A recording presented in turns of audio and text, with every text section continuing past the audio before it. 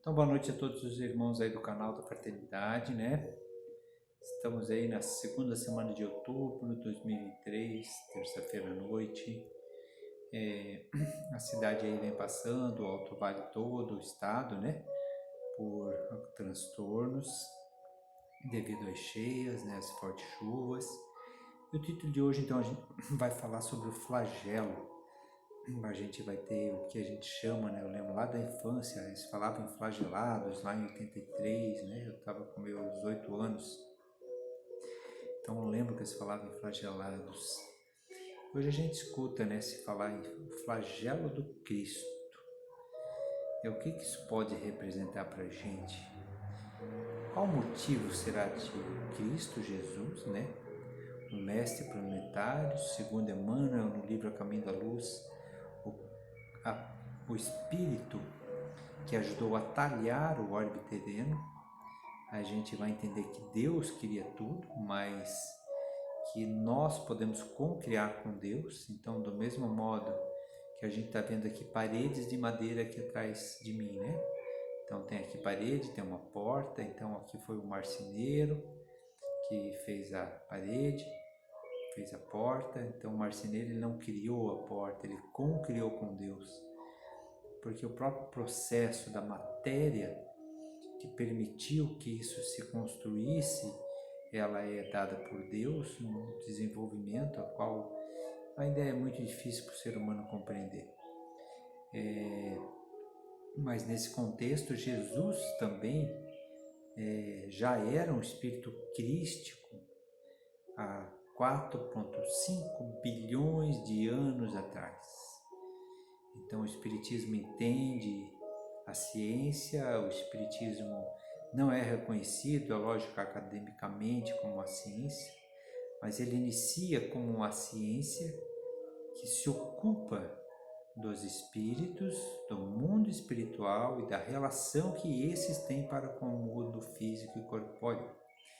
Então ele se ocupa de uma forma não fechada, ele se ocupa de uma forma a buscar entender, né? Com caracteres filosóficos, então uma consequência religiosa do termo religare, do que nos reconecta com o Pai e com Deus. Então Jesus, ele, enquanto, vamos dizer, judeu, a qual ele nasceu na religião judaica, né? Ele vem então nos trazer uma nova filosofia de vida. Ele vem nos trazer um ensinamento totalmente revolucionário para a época. Então, revolucionário que ele não foi aceito nem pelos judeus, nem pelos romanos. Ele foi aceito por quem na época? Ele foi aceito pelas pessoas que sofriam. Ele foi aceito pelos aqueles que passaram por flagelos, por aqueles que estavam vivenciando o flagelo. E Jesus vem então justamente ali trazer uma mensagem de que bem-aventurados os aflitos, bem-aventurados os mansos e pacíficos, porque esses herdarão o reino dos céus. Jesus então traz uma ideia de que esse mundo físico é um mundo transitório e que o mundo a qual iremos realmente pertencer enquanto espíritos somos é um mundo, o reino dos céus, é um mundo transcendente, é um mundo além deste. Jesus vem nos dizer que a morte não existe, porque existe na realidade uma transição, uma passagem desta vida para outra. E Jesus nos traz várias ideias, vários modelos, vários meios de a gente trabalhar, de se comportar aqui para alcançar esse reino de Deus. A mensagem do Mestre Jesus é algo realmente totalmente revolucionário, não apenas da época de 2000 anos atrás, mas para os dias atuais. Muitas vezes, muitas pessoas podem achar que essa mensagem já está ultrapassada, que está esquecida, e talvez um pouco esquecida ela está. Porque eu acredito que o processo talvez do igrejismo, que uma crítica não à instituição, mas à forma que o ser humano lida com certas situações, onde ele faz a religião para fora, onde ele está mais preocupado às vezes no ritual, ou num ato, ou num compromisso de estar uma vez por semana em um templo, em uma igreja, em um centro espírita, para fazer aquilo e se sentir bem que ele fez o papel dele com deuses. E aí a mensagem de Jesus fica esquecida. E para que então que Jesus passou por aquele flagelo? Se ele era um espírito crístico, se ele é um espírito crístico, ele necessitava de passar prova, expiação? Não necessitava de nada disso. André Luiz vai nos falar de 3 tipos de dores: a dor expiação, a dor provação, que é a expiação e provas, e a dor evolução. Mas até a própria dor evolução, Jesus não passou essa dor evolução por ele, ela passou por nós, porque ele foi exemplificar o que ele ensinou.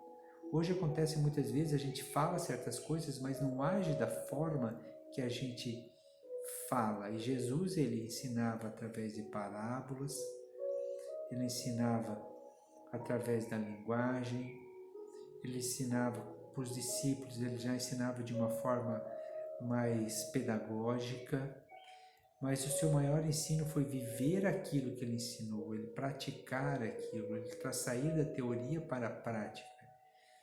E o flagelo, a gente tem muita coisa para aprender. O sangue de Jesus não vai pagar os nossos pecados.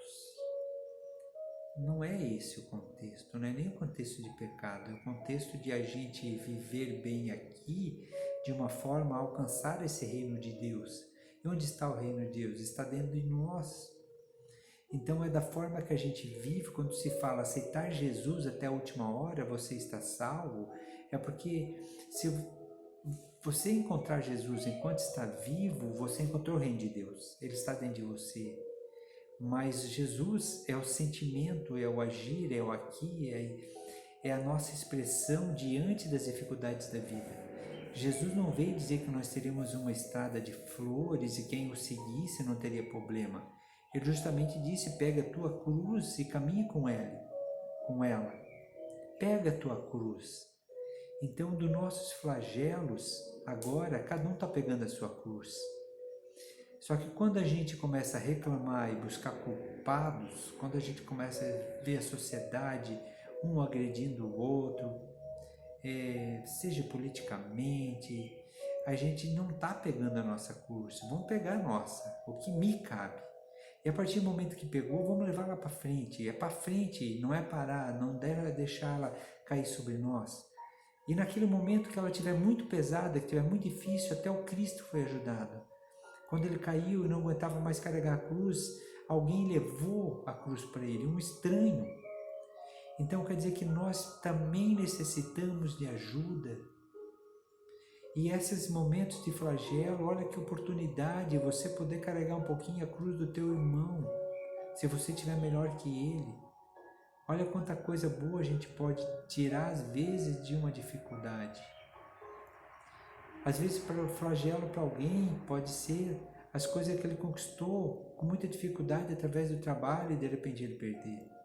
Outro está mais preocupado em conseguir pagar as contas porque ele trabalha por dia e ganha por hora e ele não vai ter dinheiro para pagar talvez essa conta de luz. Outros talvez ele pode estar com a poupança talvez até bastante gorda, mas ele está preocupado que ele vai deixar de ganhar.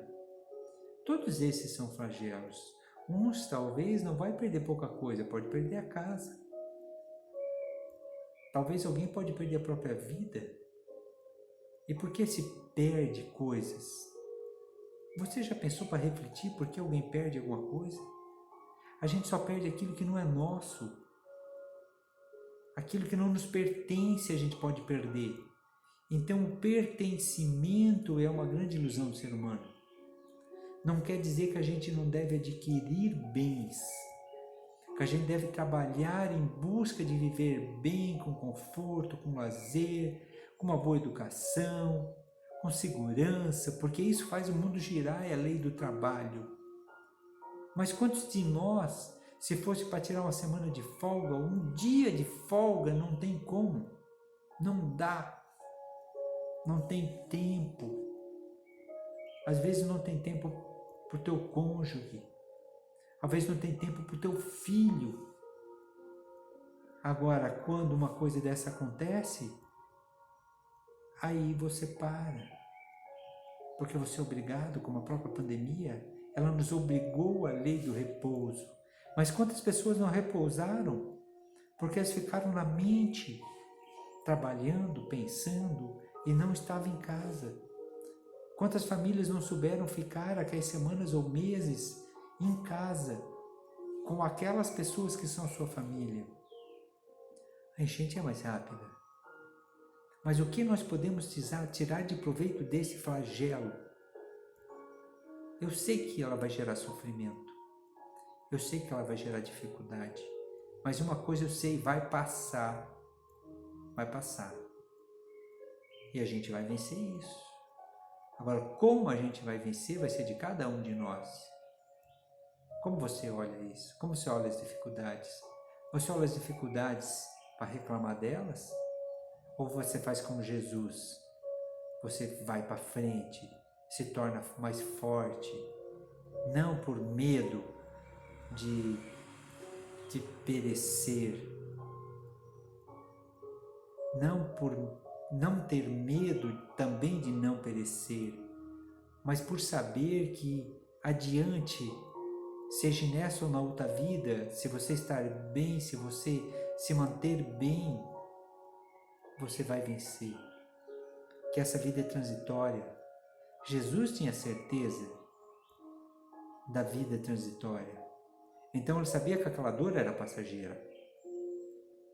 Ele sabia que ela era passageira. Ele aproveitou para dar de exemplo. Ele exemplificou tudo o que ele disse. Ele ressurgiu, ressuscitou depois de 3 dias. Ele reapareceu. Ele foi visto por mais de 500 pessoas na sua ascensão. Tomé fez uma experiência empírica. Foi lá, olhou a ele, conversou com ele, tocou nele. Isso é um relato não de um crente, que não é que a crença não é positiva, mas o crer, apenas crer, ele pode ser muito sutil, ele pode ser muito delicado, ele pode se quebrar. Porque o acreditar, o crer vem de acreditar.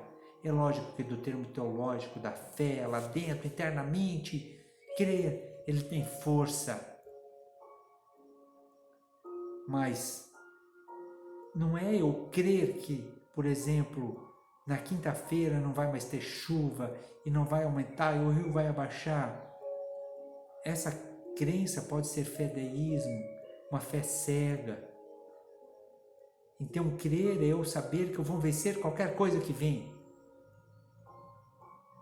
Porque isso não é crer, isso é ter certeza. Por quê? Porque a certeza, essa vitória, para mim ela não é no mundo físico. Eu não espero daqui. Eu espero no pós, eu tenho essa certeza daquilo a qual eu não percebo fisicamente, mas eu sinto, eu tenho relatos, eu tenho informações, eu tenho todo um livro filosófico, livro dos espíritos, perguntas e respostas, um livro com caráter científico, livro dos médios, mostrando o método a qual se chegou àquelas conclusões, o livro da ligação da religião, o Evangelho segundo o Espiritismo, e todo o demais desse processo de codificação da doutrina espírita, para poder encarar a razão frente a frente, em qualquer época da humanidade. E essa é a fé que Allan Kardec nos sugere. A fé verdadeira é aquela que pode encarar a razão em qualquer época da humanidade.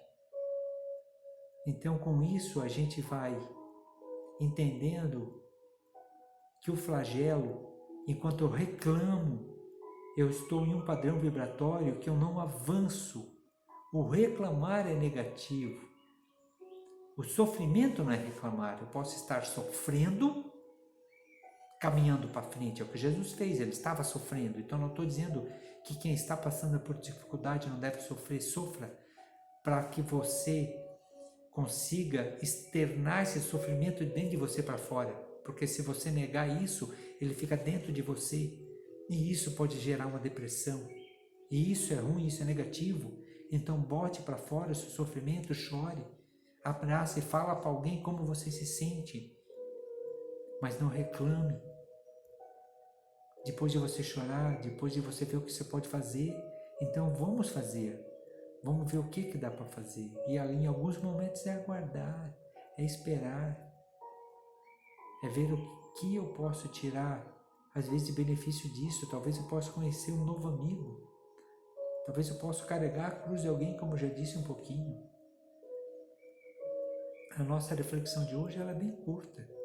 É bem curta. Ela é simplesmente a gente entender que certas situações, elas não são colocadas, não depende da gente. Não depende de nós. E aquilo que não depende de nós, a gente tem que absorver aquilo. Olha quantas coisas piores existem no mundo. Terremotos que no Brasil não tem. Tsunami que no Brasil não tem. E ainda assim, eu não deveria me felicitar por isso, porque outros irmãos estão sofrendo com isso.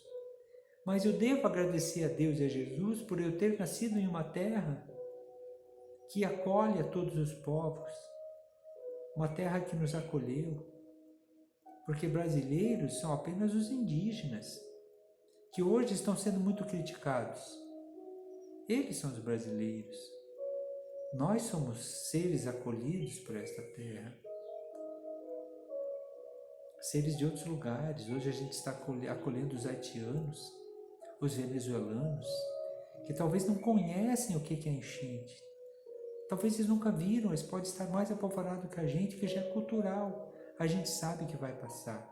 A gente sabe que as instituições, em geral, vai vir muitas doações. A gente sabe que o governo vai liberar BNDES para as empresas, liberar fundo de garantia, que a gente vai ter aí até no próprio comércio que está fechado, a gente vai ter aí uma alavancada de vendas na recuperação do prejuízo. Só que vai dar trabalho para tirar mudança, para tirar mercadoria, para colocar, botar de volta. Então algumas empresas hoje já têm plano de contingência, plano de enchente, já tinha canoa guardada, já tinha caixas para guardar mercadoria. Então já não pega mais de surpresa. Como um amigo certa vez me disse lá em 2011, eu estava desesperado quando vi todo o meu comércio debaixo d'água. Hoje, se acontecer de novo, eu já não vou ficar tanto, porque eu sei que a gente vai recuperar e vai vencer. Então, talvez para a pessoa que está passando alguma dificuldade maior, seja em qualquer âmbito, não precisa ser de enchente. A gente está usando porque está fazendo parte do nosso dia. Mas se você está passando alguma coisa que você acha que não tem jeito, vai passar, tudo passa, tudo é impermanente. Passa a alegria, passa a tristeza, passa a dor, passa a paz. Mas a nossa busca é para um dia nós chegarmos na plenitude, em um processo onde a gente vai quebrar a roda da reencarnação, cada um, quando chegar espírito puro, puro espírito. E daí talvez que você que já poderia, como Bezerra foi oferecido, a viver em um mundo já mais ditoso, ou em um mundo ditoso, porque o nosso ainda é prova de expiações, ele não quis. Ele quis ficar aqui para ajudar no nosso processo. E ele sofre com o nosso sofrimento muitas vezes. Então, às vezes, quando a gente atingisse, a gente não vai querer ficar lá, porque a gente vai querer vir ajudar aquele que ainda está em um processo. E assim a gente tem a ajuda de grandes baluartes espirituais. Então, meus irmãos, você não está sozinho, você tem no mínimo seu anjo de guarda com você. Jesus sobre o orbe terreno, Ismael cuidando do Brasil. Com certeza nós temos um governador espiritual, um prefeito espiritual. Aqui essa instituição tem um espírito também. Fraternidade Espírita Candeia de Maria, responsável. Então, há todo um processo. Nada está fora do controle. Tudo está de acordo com um processo natural que Deus permite que cada um passe, que a sociedade passe, em alguns karmas coletivos e alguns ciclos planetários utilizando, para o nosso processo.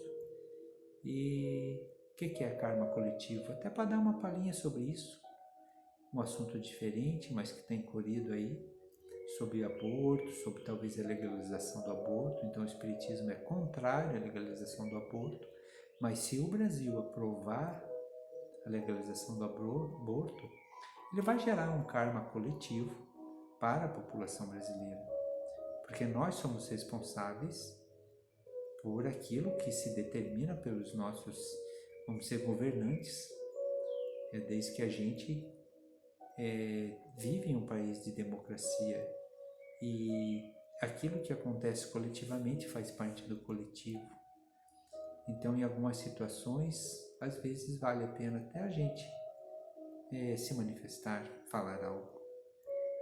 Não discussão, não briga, mas talvez só dar um like, para eu valorizo a vida, eu sou a favor da vida e não sou a favor do aborto. Então vamos dar a oportunidade àquele que, pela espiritualidade, foi ligado na hora que o espermatozoide fecundou o ovo. Não tinha pensado em falar isso, mas como me veio por intuição nesse momento, com certeza alguém precisava escutar isso. E saber que aquela pessoa que cometeu algum aborto, que possa estar escutando, tudo existe resgate, tudo existe trabalho. A primeira coisa é a gente identificar que errou. Depois a gente perdoar nós mesmos. Então, se você tem alguma coisa que você se arrepende, se perdoe. Se perdoe e vamos resgatar isso através do trabalho, através do amor, que é o melhor jeito que Deus queira que nós resgatemos nossos débitos. É através do amor e do trabalho. E nada melhor para trabalhar do que o flagelo de alguém, de um irmão, de um próximo, onde nós possamos estar exercitando a verdadeira caridade. Um grande abraço, fiquem com Deus. Até a terça-feira que vem, novamente.